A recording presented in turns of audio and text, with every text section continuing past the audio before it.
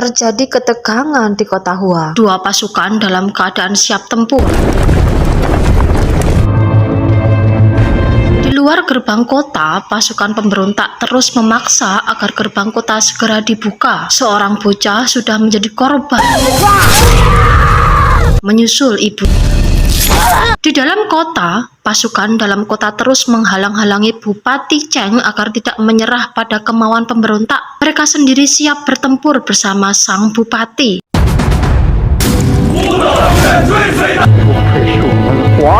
Sang bupati bersama dengan pasukannya akhirnya keluar gerbang guna memerangi pasukan pemberontak.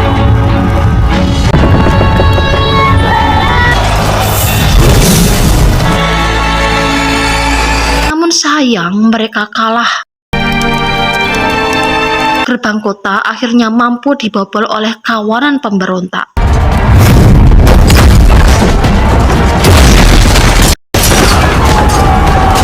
Di kediaman Jenderal Cheng Xi, Nyonya Yuan Yi sebenarnya merasakan firasat buruk bahwa ada sesuatu menimpa putrinya itu. Namun, Kincong meyakinkannya bahwa pengawal wanita yang ditugaskan menjaga Cheng Shaoshang adalah pasukan pilihan yang mampu bertarung dalam kondisi apapun. Mendengar penjelasan Kincong ini, Nyonya Yuan Yi sedikit bisa tenang.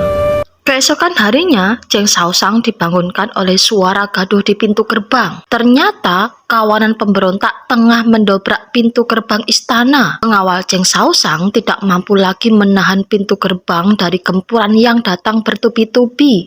Pintu akhirnya terbuka dan kawanan pemberontak segera merengsek masuk ke dalam istana tua.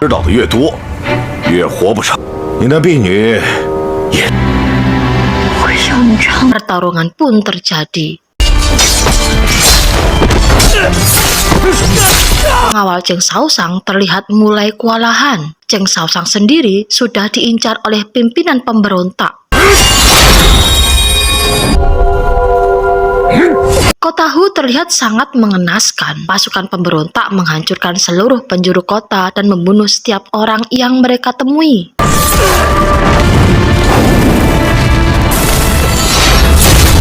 Seorang anak kecil sambil membawa kotak lencana kota Hu berusaha melawan seorang pemberontak. Dia dibalas dengan tendangan yang sangat keras dan hendak dibunuh.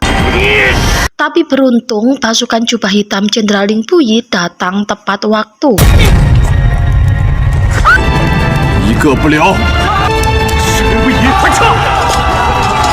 Gadis itu pun berhasil diselamatkan oleh Jenderal Lin Puyi. Dengan terbata-bata, gadis kecil itu menyampaikan pesan kakeknya, Bupati Cheng, sekaligus menyerahkan kotak lencana kota Hua pada Jenderal Lin Puyi. Namun sayang, Jenderal Lin Puyi sendiri punggungnya terkena anak panah. Jenderal Lin Puyi mendapat laporan bahwa kemungkinan besar rombongan Tuan Muda Cheng Ze, Bupati baru kota Hua, diserang oleh kawanan pemberontak. Yang bikin dia kaget bukan kepalang adalah Cheng Shaoshang ada dalam rombongan itu. Segera dia patahkan anak panah yang menancap di punggungnya dan meluncur pergi mencari rombongan Cheng Shaoshang. Pimpinan pemberontak menghunuskan pedangnya ke arah Cheng Shaoshang, tapi tombak Jenderal Lin Puyi lebih dulu menghabisinya. Iya guys, lagi dan lagi Jenderal Lin Puyi menjadi sosok pahlawan di waktu kritis Cheng Shaoshang.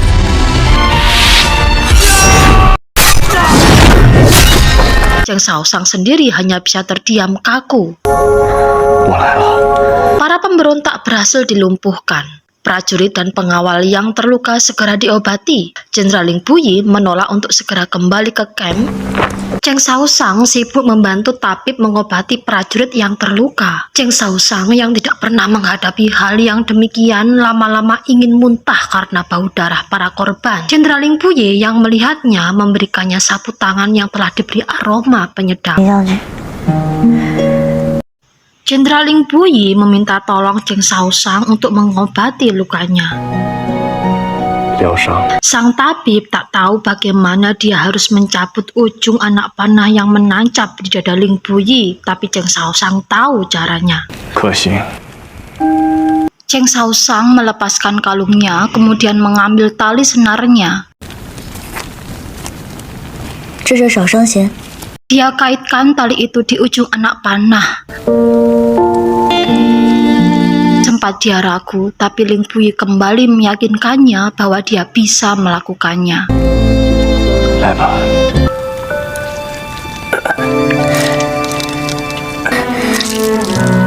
Akhirnya anak panah itu berhasil dicabut. Keduanya saling bertatapan dan khawatir satu sama lain. Diam-diam Jenderal Ling Puyi mengambil tali senar kalung Cheng Shaoshang dan menyimpannya.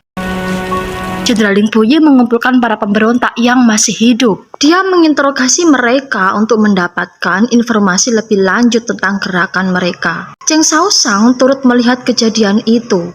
Amarahnya turut memuncak seketika dia teringat dengan Miao. Dia maki dan sumpahi para pemberontak itu. Salah satu pemberontak itu pun tidak terima. Dia bentak balik Cheng Shaoshang. Langsung saja Jenderal Ling Puyi menarik Cheng Shaoshang ke belakangnya. Tampak sekali Ling Puyi sangat melindungi Cheng Shaoshang.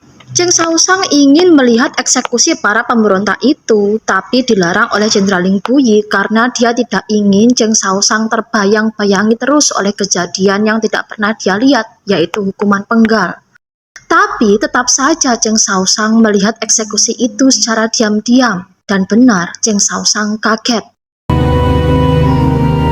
Ling Puyi menyadari seseorang melihat eksekusi itu, dan ternyata orang itu adalah Cheng Shaoshang.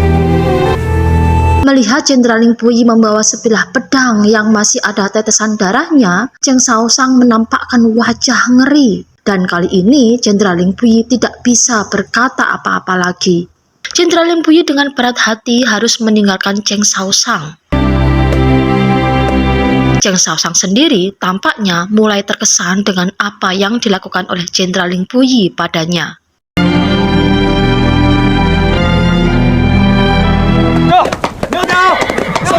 Tak berapa lama, Tuan Muda Cheng Ze dan Tuan Muda Lao Yao tiba di Istana Tua. Cheng Shaoshang terlihat sangat kesal karena keduanya datang sangat telat. Cheng Shaoshang bertanya kenapa Lao Yao begitu lama untuk mencari bantuan. Tuan Muda Lao Yao pun menceritakan bahwa kendala sebenarnya adalah paman ketiganya sendiri yang bolak-balik pingsan. Ketika dia menceritakan bahwa rombongan diserang perampok, Tuan Muda Cheng Ze langsung pingsan. Pun ketika dia melihat kereta yang dinaiki istrinya rusak, dia pingsan lagi. Ketika menuju perjalanan ke Istana Tua, mereka menemukan barang-barang yang ditinggalkan rombongan Cheng Shaoshang utuh di jalan. Tuan Muda Cheng Ze kembali pingsan. Aduh, dasar Tuan Muda Cheng Ze ini ya. Tapi yang bikin Cheng Shaoshang heran adalah Lao Yao dan paman ketiganya ini tidak sama sekali bertemu dengan satu orang pemberontak pun selama di perjalanan. Justru dirinya yang sudah bersembunyi di Istana Tua malah diserang habis-habisan oleh segerombolan pemberontak. Benar-benar beruntung paman ketiga Cheng Shaoshang ini ya. Sementara itu, Jenderal Ling Puyi berhenti di sebuah persimpangan jalan karena dia menemukan jejak berkas darah Fan Chang, pemimpin kelompok pemberontak, di sebuah pucuk daun.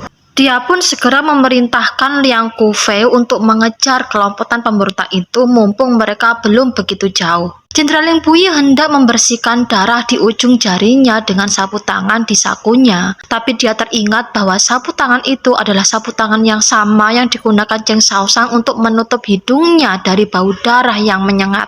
Dia pun menyimpan sapu tangan itu kembali dan menyeka bekas darah di ujung jarinya dengan lengan baju Ling Kufei. Sementara itu, rombongan Cheng Shaoshang telah dikawal dengan aman oleh prajurit jubah hitam Jenderal Ling Puyi hingga perbatasan kota Hua.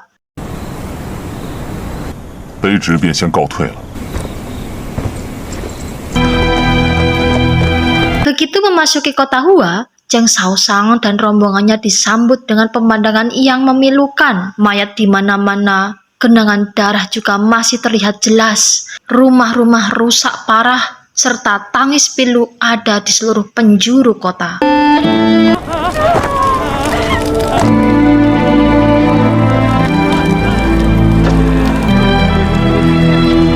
Lalu bagaimana Cheng Shaoshang mengatasi keadaan di kota Hua? Saksikan terus kelanjutan drama ini hanya di channel Rani Muntasari. Jangan lupa subscribe, like, dan komen agar channel ini terus berkembang.